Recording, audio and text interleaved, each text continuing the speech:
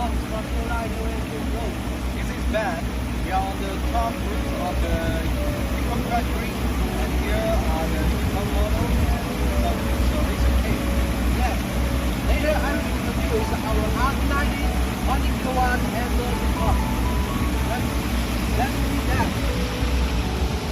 You can see here is the solar PV power supply, and this is the CT power supply, and this wire is the sensor.